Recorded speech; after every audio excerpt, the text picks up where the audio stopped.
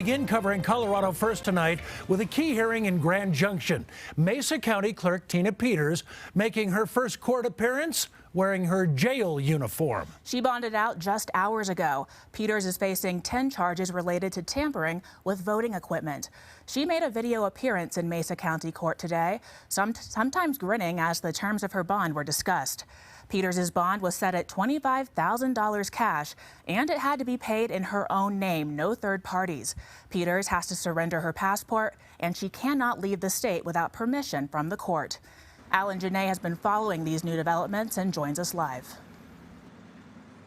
Well, Tori, these allegations about compromising voting system integrity involves software that the state monitors and updates. In court today, Peters' attorney said her father had died when she went to jail last night out of state, and she'd be looking to travel to his funeral. But the judge is going to want her to ask for permission to do that.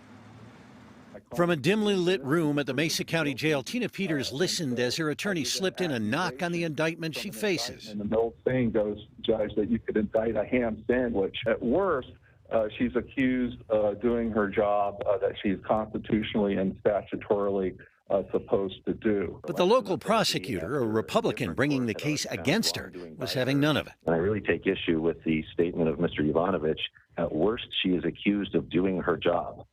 No, that's not actually the situation at all. A grand jury has returned indictment essentially saying that she was not doing her job. Peters' behavior, including shouting and kicking at police trying to serve her a warrant in another case he claimed is cause for concern. Ms. Peters has continued to spiral. Also in court, Assistant Belinda Nicely. Yes, Your Honor. New in the indictment is the allegation that Peters stole the identity of a man under consideration for hiring, Gerald Wood, and provided his identity to a mystery person who gained access as election software was being updated.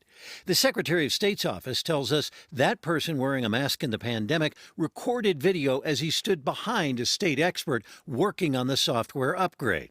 All to the judge, very serious. And are alleged to have been acts that undermined the democratic process. Now, who that mystery person may have been is not contained within the indictment, if investigators even know who he was.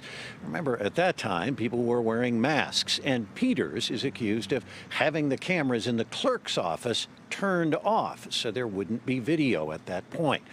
Now, she and Nicely are scheduled to be back in court in late May, and the DA's office says other people may still be charged in this case.